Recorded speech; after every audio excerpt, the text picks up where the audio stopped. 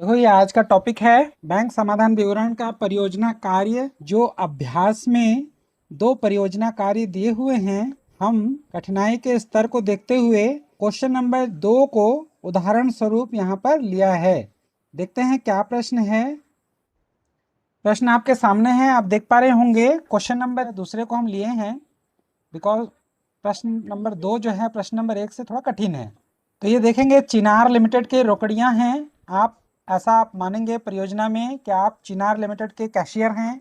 आपका मुख्य कार्य रोकड़ बही में प्रविष्टियां करना और माह के अंत में बैंक विवरण बनाना है। अक्टूबर 2017 के लिए रोकड़ बही, बैंक स्तंभ व बैंक विवरण की अनुकृति दी गई है। आपके सामने देखेंगे रोकड़ बही का आपको आधा अधूरा यहाँ पर दिख रहा होगा। रोकड़ बही का बैंक कॉलम का शेष यहाँ पर दिया हुआ है, नगद का कॉलम यहाँ पर नहीं है। आपसे अपेक्षा की जाती है कि आप बैंक विवरण और रोकड़ बही के बीच आप इन दोनों का मिलान कीजिए। मिलान करेंगे अभी हम। रोकड़ बही को तिथिवार पूरा करने के लिए कुछ प्रविष्टियां कीजिए और रोकड़ बही के बैंक स्तंभ में संशोधित शेष की गणना कीजिए, अर्थात संशोधित या समायोजित रोकड़ बही का निर्माण कीजिए। फिर उसके बाद रोकड़ बही का शेष से आरंभ करके बैंक समाधान विवरण बनाना है। एक एक करके हम सारे कामों को करेंगे। सबसे पहले हमको बोला है बैंक विवरण और रोकड़ बही के बीच, तो रोकड़ बही आप अधूरा है ये, इसको रोकड़ बही को हम पूरा कर देते हैं। देखिए, आप रोकड़ बही आपके सामने है। ये संपूर्ण रोकड़ बही दिख रहा होगा। यूजुअली जो रोकड़ बही होता है उसका शेष डेबिट आता है, यहाँ पर शेष आता है, आपको याद होगा, क्योंकि ये प्राप्तियां हैं इस तरफ और इस तरफ हैं भुगतान। जबकि प्राप्तियां यहाँ पर अधिक होती हैं और भुगतान का योग कम होता है, और जो शेष आता है वो यहाँ पर आता है शेष आले। तो यहाँ पर यह शेष आले जो है वो दूसरी तरफ है, अर्थात यह जो बैंक कॉलम का शेष है 604 रुपए आप यहाँ से देख पा रहे होंगे, यह बैंक अधिविकर्ष को प्रदर्शित करता है। बैंक ओवरड्राफ्ट क्यों? क्योंकि प्राप्तियां कम हैं और भुगतान का योग जो 4494 दिख रहा है यह अधिक है और प्राप्तियों का योग 604 रुपए से कम है, इसलिए कठिनाई स्तर हमने इसको नंबर 2 को चुना है। अब हम देखेंगे ओम बैंक का यह पासबुक का कॉपी है और उसमें आप देखिए यहाँ पर नामे दिया हुआ है, अर्थात जो जो डेबिट व्यय हुए हैं, फिर यहाँ पर क्रेडिट दिया हुआ है। तो डेबिट क्रेडिट को आप ध्यान से अगर देखें यहाँ पर, तो जो शेष था पासबुक में सबसे पहले 2521 रुपए शेष थे। इसमें 400 रुपए का ये शार्प एंड कंपनी का चेक चला गया, तो यहाँ पर देखिए 2121 फिर शेष बचा। फिर उसके बाद एलन रोजर्स के फिर पैसे जमा हो गए 620 रुपए, तो शेष बढ़ करके यहाँ पर हो गया 2741 रुपए। फिर उसके बाद एक चेक और 367 का यहाँ पर नामे हुआ, जिसकी वजह से हमारा शेष घट करके 2374 रुपए हो गया। फिर उसके बाद आप देखेंगे लगातार 154, 301 और 27, ये लगातार ये राशियां चेक्स या जो दूसरे ग्राहक के द्वारा जमा हो रही हैं। जमा होने के बाद हमारा जो शेष है बढ़ करके 2856 रुपए हो गया। अब यहाँ पर ही 2856 रुपए जो आपको यहाँ दिख रहा है, यहाँ तक अभी हम जमा शेष में चल रहे हैं, अर्थात पासबुक का शेष पॉजिटिव में है। फिर उसके बाद 320 रुपए का एक भुगतान हुआ, घट करके वह 2536 हो गया। फिर 1108 रुपए का भी भुगतान हुआ, जिसकी वजह से यहाँ पर शेष कम हो करके 1428 रुपए आया, लेकिन अभी भी यह जमा शेष ही है। फिर 339 रुपए का एक बीमा का डिमांड ड्राफ्ट का पेमेंट हुआ, जिसकी वजह से शेष घट करके 1289 रुपए जमा शेष दिखा रहे हैं। फिर देखिए यहाँ पर शेष व्यापारी के खाते में पड़ा हुआ है 1289 रुपए, जबकि आप देखेंगे एक चेक का भुगतान, चेक नंबर 27 अक्टूबर को 210531 का, ये जो चेक है इसमें 1800 रुपए का, जबकि हमारे खाते में 1800 रुपए है ही नहीं, है तो 1300 रुपए से भी कम है हमारे पास। आप देख पा रहे होंगे 1289 रुपए का शेष है, जबकि 1800 रुपए का चेक बैंक के द्वारा कर दिया गया। तो यहाँ पर ये जो शेष आ रहा है 511 रुपए, ये अधिविकर्ष है, जबकि यहाँ पर प्रश्न में बुक में जमा शेष दिखा रहा है, ये जमा शेष नहीं होगा, यहाँ पर ये त्रुटि है। यहाँ पर ये होगा नामे शेष। मतलब डेबिट बैलेंस। ये 511 से हमारा जो पासबुक है या व्यापारी का जो पासबुक है वो माइनस में चला गया। पुस्तक में ये गलत है, ये जमा की जगह नाम होना चाहिए। फिर उसके बाद देखेंगे 114 रुपए का फिर से भुगतान आ गया। भारद्वाज एक ग्राहक है हमारा, सीधे हमारे खाते में जमा कर गया, जिसकी वजह से हमारा ये जो ऋणात्मक 511 रुपए का अधिविकर्ष था यह घट करके 397 रुपए हो गया। लेकिन अभी भी डेबिट बैलेंस ही बता रहा है, अर्थात अधिविकर्ष ही बता रहा है। फिर उसके बाद 300 का और पेमेंट हो गया। फिर बैंक ने ब्याज अधिविकर्ष पर काट लिए, जो हमारा 511 रुपए से अधिविकर्ष हो रहा था तो बैंक ने 53 रुपए का ब्याज काट लिया उस पर। और फिर बैंक के कुछ कार्य थे हमारे, जो हमारे स्टैंडिंग ऑर्डर से वो कर रहा था, तो उसके लिए 45 रुपए का शुल्क भी काट लिया। तो देखेंगे यहाँ पर 360 रुपए का और माइनस हो गया। इसकी वजह से हमारा ये 397 रुपए का जो शेष था यह बढ़ते बढ़ते आप अंत में देखेंगे यह हो गया 795 रुपए का जमा शेष नहीं, यह कहलाएगा नामे शेष। से आप देख पा रहे होंगे 511 रुपए से लेकर के ये 397, 697, 750 और 795, ये जो पूरा 5 ये जो शेष आपको लाइन से दिख रहे हैं ये पूरा का पूरा जमा शेष ना हो करके ये सब नामे नामे नामे नामे नामे है। पुस्तक के क्वेश्चन में ये सुधार किया गया है। अब हम जब नेक्स्ट बढ़ेंगे, यहाँ पर देखिए मैंने सुधार कर दिया आपके लिए। देखिए ये सब जितने भी जमा शेष हैं इसको हमने यहाँ पर जमा जमा पर कट लगा करके यहाँ पर नाम नाम नाम नाम लिख दिया, अर्थात अंत में यह डेबिट शेष है, अर्थात यह अधिविकर्ष है 795 रुपए का। इसी प्रकार से यहाँ पर 604 रुपए का अधिविकर्ष रोकड़ बही का बता रहा है और 795 रुपए का अधिविकर्ष बैंक का पासबुक बता रहा है। दोनों में अधिविकर्ष है, दोनों में अंतर है। अब इसी अंतर को ठीक करने के लिए हमें इस प्रोजेक्ट का काम दिया गया है। आप अपने आप को एक कैशियर की हैसियत से देखेंगे और प्रोजेक्ट को, काम को, परियोजना को पूरा करने की कोशिश करेंगे। तो जो हमको बोला है सबसे पहले इन दोनों के बीच में मिलान करना है। मिलान करने के लिए आप यहाँ देख पा रहे होंगे हमने दोनों ही रोकड़ बही और बैंक पासबुक को लिया है एक सीट पर। तो यहाँ पर मिलान करने पर आप देखेंगे कि कौन से शेष ऐसे हैं, जैसे यहाँ पर जो शुरुआत है देखिए रोकड़ बही का जो बैलेंस है 2521 रुपए, यहाँ पर भी बैंक का शेष भी 2521 रुपए, अर्थात प्रारंभिक शेष दोनों में एक समान है। फिर उसके बाद कुछ ऐसे व्यय हुए, जैसे आप मिलान करने की कोशिश करेंगे तो 620 रुपए देखिए इस तरफ भी है।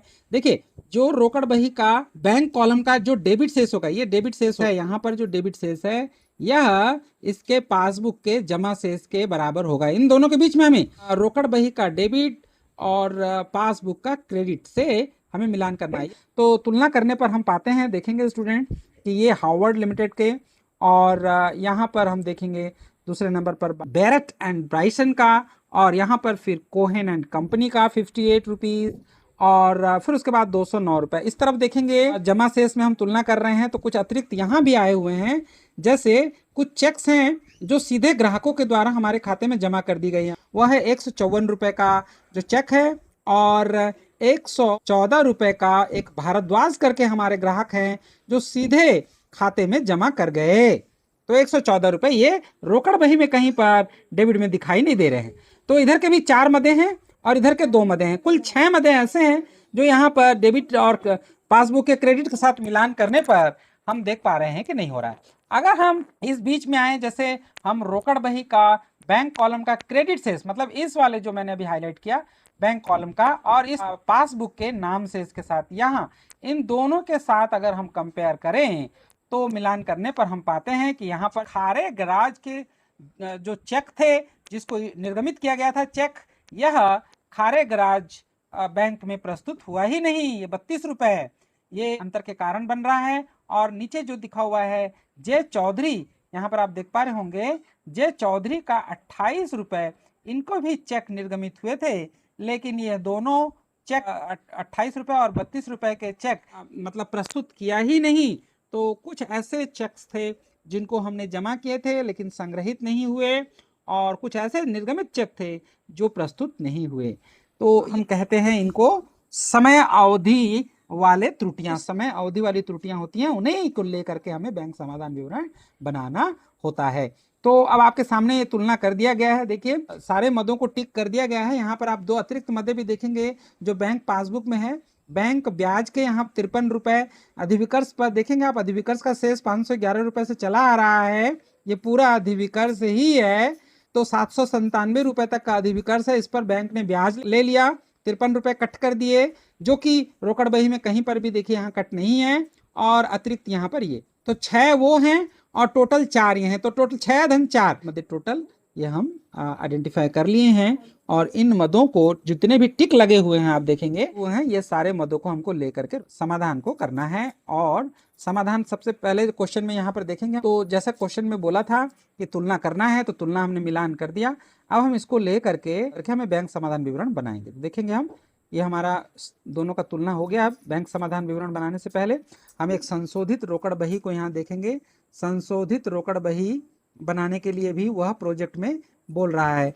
तो संशोधित रोकड़ बही में हम रोकड़ बही के शेष को लेंगे। सबसे पहले यहाँ देखो बैलेंस सीडी था 604 रुपए। मैं फिर से दिखाऊंगा क्वेश्चन को, आप ये देखिए, ये मैं हाईलाइट कर रहा हूँ, ये है रोकड़ बही और रोकड़ बही का जो बैलेंस सीडी था वह था 604 रुपए और यह क्रेडिट बैलेंस था अर्थात अधिविकर्ष था। तो इसका जो शेष है देखिए आप रोकड़ बही में यहाँ आ रहा है बीडी बन करके 604 रुपए और ये सी 604 रुपए को हम यहाँ पर जो बैलेंस 1 नवंबर को आया वही यहाँ पर उसी तरफ हमने शेष को लिया। ये देखिए शेष बैलेंस बीडी 604 रुपए संशोधित रोकड़ बही। और संशोधित रोकड़ बही में हम केवल उन्हीं मदों को लेते हैं जो पासबुक में ही केवल दिखाई दे रहे हैं, रोकड़ बही में नहीं। तो आप ये पासबुक आपके सामने है, पासबुक में देखिए 154 रुपए के एक चेक्स थे जो ग्राहक द्वारा जमा किए गए और भारद्वाज जो एक ग्राहक है सीधे हमारे बैंक खाते में जमा कर गया 114 रुपए। तो दो ये जमा हुए हैं अर्थात प्राप्ति पक्ष में आएंगे 154 रुपए और 114 रुपए। तो इसलिए हमने संशोधित रोकड़ बही में देखिए यहाँ पर लिखा हुआ है भारद्वाज द्वारा, एक ग्राहक है भारद्वाज जो बैंक में जमा कर दिया 114 रुपए का और जो चेक्स हैं सीधे जमा कर दिए गए बैंक में वह 154 रुपए। दोनों को हमने यहाँ पर प्राप्ति पक्ष में लिखा। इधर हम प्राप्तियां लिखते हैं डेबिट में रोकड़ बही के, कुछ भुगतान भी हुआ है वापस हम देखते हैं। जैसे भुगतान में हमने यहाँ पर आइडेंटिफाई करके रखा है, बैंक पासबुक में जो है उसी को संशोधन बही में लेते हैं।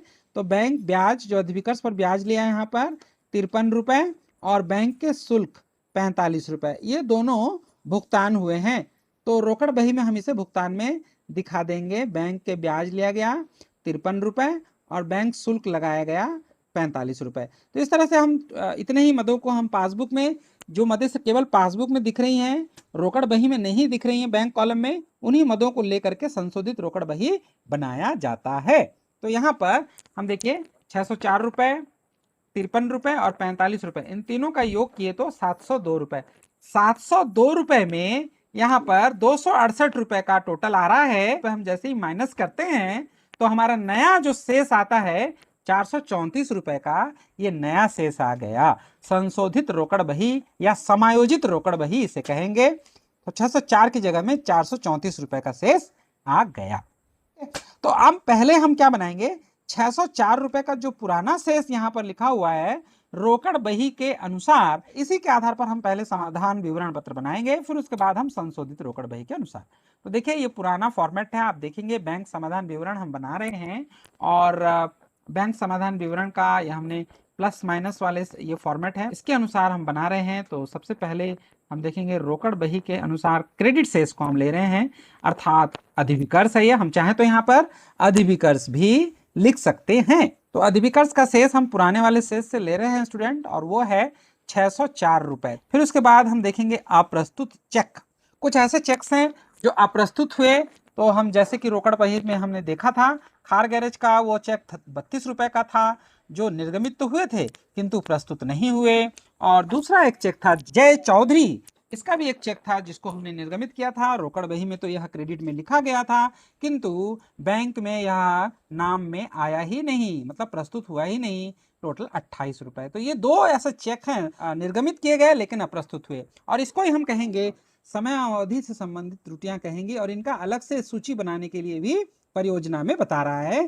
तो इस केस में हम क्या करेंगे, ये दोनों चेक का एक सूची हम अलग से एक पन्ने में तैयार कर लेंगे कि यही वो चेक हैं जो अप्रस्तुत हुए, चेक निर्गमित किंतु अप्रस्तुत। तो इन दोनों का अलग से एक विवरण बनाने के लिए भी, एक सूची बनाने के लिए भी वह कह रहा है। तो हम समाधान विवरण को यहाँ पर कंटिन्यू कर रहे हैं। अब हम ले लेंगे असंग्रहित चेकों को भी। कुछ ऐसे चेक थे जिनको जमा किया गया, 4 ऐसे चेक थे। हमने रोकड़ बही का मिलान किया तो उसमें देखा, तो उसको हम ले लेते हैं। एक है होवार्ड लिमिटेड का चेक, जो कि चेक असंग्रहित था, तो इसको हमने माइनस वाले कॉलम में रखा, क्योंकि यह जितने भी हमने प्लस माइनस वाला है उसका क्या सूत्र है। सूत्र यह है कि जो डेबिट होता है, चाहे वो किसी में भी डेबिट हो, चित्र में या प्रश्न में हम देखेंगे कि डेबिट हुआ है लेकिन पासबुक में नहीं है, केवल कैशबुक में डेबिट हुआ है, तो इसको हमको यहाँ लेना है माइनस में, और जो क्रेडिट होते हैं उसको हमने यहाँ पर प्लस वाले कॉलम में ऊपर दोनों को लिया ही है। तो हार्वर्ड लिमिटेड का पहला असंग्रहित चेक था 48 रुपए का। फिर उसके बाद का 106 रुपए का जो बेरन एंड ब्राइसन का चेक है, इसको भी हम माइनस में रखेंगे, क्योंकि यह भी चेक जमा हुए थे किंतु संग्रहित नहीं हो पाए, 106 रुपए का। फिर एक चेक और है जो कोहेन एंड कंपनी का चेक है, आप रोकड़ बही के डेबिट में देख पा रहे होंगे। यह चेक भी 58 रुपीज का था, यह भी चेक जमा किए गए किंतु संग्रहित नहीं हुए। और एक अंतिम चेक था जो जे मैकगिलवरी का चेक जमा हुआ था किंतु संग्रहित नहीं हुआ, वह है 209 रुपए का। तो ये 4 ऐसे असंग्रहित चेक हैं जो जमा तो किए गए किंतु संग्रहित होकर के पासबुक में नहीं आ पाए नियत तिथि तक, जिस तिथि को हमको ये अक्टूबर 31 तक बनाना था, लेकिन ये हुआ नहीं। अक्टूबर 30 तक यह हमारे खाते में संग्रहित होकर नहीं आ पाए। तो ये असंग्रहित चेक थे। तो ये जितने आपको अभी स्क्रीन पर दिख रहे हैं स्टूडेंट, ये सारे के सारे कहेंगे समय अवधि से संबंधित त्रुटियां, समय अवधि के कारण ये हुआ है, उस समय पर ये कार्य नहीं हो पाया जिस समय तक हम बैंक समाधान बना रहे हैं, इसलिए इसको समय अवधि से संबंधित त्रुटियां कहते हैं। अब इसके अलावा हम देखेंगे कुछ ऐसी चीजें हैं जो डेबिट हुई हैं, तो उनको भी हम यहाँ ले लेंगे स्टूडेंट। देखेंगे, हम ले रहे हैं यहाँ पर। देखिए तीसरे नंबर पर सीधे ग्राहक के द्वारा कुछ चेक जमा हुए 154 रुपए के, और एक ग्राहक जो भारद्वाज था उसने भी पैसे जमा किए थे सीधे, तो उसको भी हम यहाँ पर सीधे जमा हुए हैं, मतलब क्रेडिट हुआ है, पासबुक में क्रेडिट हुआ है। तो ये तो रोकड़ बही के थे, तो पासबुक में जो क्रेडिट हुआ है उसको भी हम यहाँ 114 रुपए लिख दिए। और फिर डेबिट वाले में 2 रह गए हैं, उसको हम यहाँ पर माइनस कॉलम में लेंगे। एक है अधिविकर्ष पर ब्याज, 9वें नंबर पर हम ले रहे हैं अधिविकर्ष पर ब्याज 53 रुपए, और चूंकि वो डेबिट हुए हैं पासबुक में तो इसके लिए उसको माइनस में रखा। और बैंक शुल्क जो है 45 रुपए, तो ये दोनों राशियों को हमने माइनस में रखा। तो अब देख पा रहे होंगे इनका जब योग करेंगे तो योग आ रहा है यहाँ पर 1123 रुपए, यहाँ पर माइनस वाले कॉलम का टोटल आ रहा है। और जो डेबिट में टोटल हुए हैं ये 4 में दें 268 रुपए ये हो गए, तो इसको आप देखेंगे 328 रुपए ही माइनस में कॉलम में आ रहे हैं। तो जब 1123 में 328 हम माइनस करेंगे तो हमारा जो शेष आएगा वो आएगा 795 रुपए, और 795 रुपए यहाँ पर हम लिख देंगे डेबिट में, और यह पासबुक के अनुसार शेष होगा। और डेबिट शेष है इसलिए यह भी अधिविकर्ष ही है, और यही अधिविकर्ष हमारे पासबुक में भी दिखा रहा है। जो गलती से जमा लिखा हुआ है वो एक्चुअली में वो नाम है, हमने सुधार कर लिया था। अब इसी को स्टूडेंट अगर हम सिंपल वाले फॉर्मेट जोड़ें और घटाएं वाले मदे में हैं, तो इसमें आप देखेंगे 604 रुपए से हमने इसको शुरू किया था। इस विधि में हम जो जानते हैं कि जितने भी डेबिट शेष होते हैं उसमें हम जो जोड़ते हैं, चाहे वो किसी का भी डेबिट से शुरू करें, रोकड़ बही का डेबिट हो या पासबुक का डेबिट हो, लेकिन यहाँ पर तो आप जानते हैं कि ये रोकड़ बही का क्रेडिट शेष है ना। हम पिछले स्लाइड में हम देखेंगे यहाँ पर क्रेडिट शेष लिखे हैं, तो यहाँ पर ये क्रेडिट शेष है। तो क्रेडिट शेष से हम शुरू कर रहे हैं, तो इसलिए होंगे यहाँ पर चेक निर्गमित किंतु प्रस्तुत नहीं, इसको हम जोड़ने के बजाय यहाँ पर उल्टा करेंगे, घटाएं। तो देखिए चेक निर्गमित किंतु प्रस्तुत नहीं, उसमें आपको याद होगा कि 32 रुपए का एक चेक था और 28 रुपए का एक चेक था खारगराज, और एक चेक और था। तो इस तरह से ये दोनों चेक को हमने यहाँ पर घटाएं वाले मध्य में रखा, जिसका योग 60 है। और एक ग्राहक द्वारा सीधे बैंक में जमा कर दिए गए, तो इसको हम जोड़ते, अगर हम डेबिट शेष से बनाते रोकड़ बही के, तो ये रोकड़ बही का क्रेडिट शेष है, इसलिए इसको हम घटा रहे हैं। तो एक चेक था 154 रुपए का, और भारद्वाज जो एक ग्राहक है उसने भी सीधा जमा किया 114 रुपए, तो इस तरह से 268 रुपए सीधे ग्राहकों के द्वारा जमा हुए। इन दोनों राशियों को हम जोड़ने के बजाय घटा रहे हैं, कारण सिर्फ यही है कि हम रोकड़ बही के अधिविकर्ष शेष से बना रहे हैं, इसलिए हम जस्ट अपोजिट करेंगे अनुकूल शेष का। और यहाँ पर चेक जमा किंतु संग्रहित नहीं, इसको हम उसमें घटाते, इसमें जोड़ेंगे। 4 चेक थे, एक था 48 रुपए का, 106 का और 58 रुपए का और 209 रुपए का। टोटल 421 रुपए के चेक हैं जो जमा हुए किंतु संग्रहित नहीं हुए। इसको हमने जोड़ दिया। बैंक ने ब्याज लिया है, ब्याज डेबिट कर दिया है पासबुक में, तो उसको भी हम यहाँ पर जोड़ देंगे क्योंकि अधिविकर्ष शेष है इसलिए उल्टा कर रहे हैं। 53 रुपीज। बैंक शुल्क जो बैंक के द्वारा लिया गया 45 रुपए, उसको भी हम यहाँ पर जोड़ दे रहे हैं। तो इस तरह से 421, 53 और 45 को जोड़ने पर 512 रुपए पर योग आ रहा है, जो 604 रुपए में जुड़ जाने के बाद इसका योग हो जाएगा स्टूडेंट 1123 रुपए। और ये घटाएं वाली मदे में दो हैं, दो मदों में हमने इसको कन्वर्ट कर लिया है, तो इसका योग 328 है। तो 1123 रुपए में 328 घटाने पर यह राशि प्राप्त हो गई हमें 795 रुपए, जो पासबुक का शेष बता रहा है। और यह डेबिट शेष है क्योंकि रोकड़ बही के क्रेडिट शेष से हमने शुरू किया था। अब हम समायोजित रोकड़ बही के अनुसार बनाएंगे। समायोजित रोकड़ बही का जो बैलेंस है वो उस शेष के अनुसार हम यहाँ पर शुरू करेंगे। समायोजित रोकड़ बही के अनुसार सारे समायोजन हमने लिख दिया। हमको कोई जनरल एंट्री भी पास करने के लिए बोला है, तो जनरल एंट्रीज इस प्रोजेक्ट में पास करना है।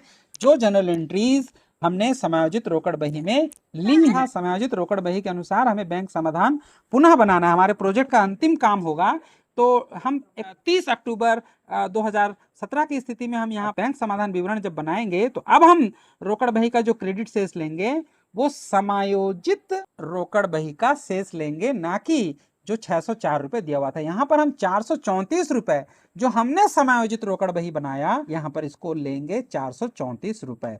तो अब हम जो पासबुक के जितने भी मदे थे जो रोकड़ बही में नहीं प्रदर्शित थी लेकिन पासबुक में दिखाई दे रही थी, उन मदों को हम इस बैंक समाधान विवरण पत्र में अब नहीं लेना है। अब केवल हमको रोकड़ बही पे ही कॉन्सेंट्रेट करना है कि रोकड़ बही में क्या है। तो यहाँ पर अब हमें केवल समयावधि से संबंधित जो त्रुटियां थी, चेक जो जमा हुए संग्रहित नहीं हुए और वह चेक जो प्रस्तुत किए गए मतलब निर्गमित हुए किंतु प्रस्तुत नहीं हुए, तो केवल इन्हीं मदों को हमें यहाँ पर लेना है। देखेंगे हम यहाँ पर अप्रस्तुत चेक जो हमने देखा, खारे गैराज के थे वो 32 रुपए और जे चौधरी के 28 रुपए। तो आप देखेंगे जब हम समायोजित रोकड़ बही से हम बनाना शुरू करेंगे तो उसमें केवल समयावधि से संबंधित त्रुटियां जो कि पासबुक में नहीं है किंतु रोकड़ बही में ही मदें लिखी हुई हैं, उन्हीं मदों को हमें लेना है। क्या, तो यहाँ पर लेंगे हम दोनों शेषों को। देखेंगे 2 अप्रस्तुत चेक थे और असंग्रहित चेक 4 चेक थे, तो इन चारों चेक को हम माइनस वाले कॉलम में लेंगे। तो इस प्रकार से इसका जो टोटल है वो आ जाएगा यहाँ पर 855 रुपए। 855 रुपए में हम माइनस करेंगे, यहाँ पर नीचे देख पा रहे होंगे आप, 855 रुपए में 60 रुपए हम माइनस कर देंगे। 60 ही है धन वाले कॉलम में, तो इन दोनों को माइनस करने पर हमें शेष प्राप्त होगा। 795 रुपए को यहाँ पर लिख देंगे। ये हमारा पासबुक का डेबिट शेष है 795 रुपए। तो आप इसी को जोड़ें और घटाएं वाले कॉलम से यदि बनाएं यहाँ पर, तो देखेंगे 434 रुपए से हमने शुरू किया।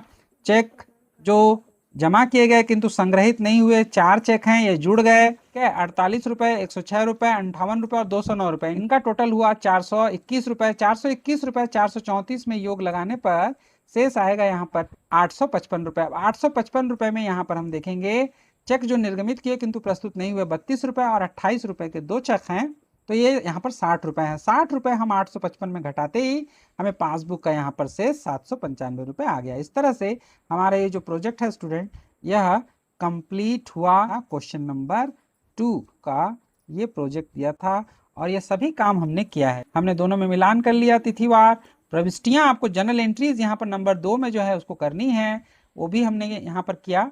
और बैंक समाधान विवरण बनाया और अप्रस्तुत चेकों की सूची हमने बनाई थी, आपको याद होगा। अप्रस्तुत चेक जो हमारे पास थे, फिर बैंक पासबुक की जो प्रविष्टियां हैं उसको हमने अभिलिखित की, फिर बैंक विवरण को पुनः हमने योग निकालकर समायोजित रोकड़ बही के आधार पर बनाई और शुद्धता की जांच की और हमने यहाँ पर मिलान किया। इस प्रकार से ये जो प्रोजेक्ट है ये आपको समझ में आ गया, मुझे ऐसा लग रहा है।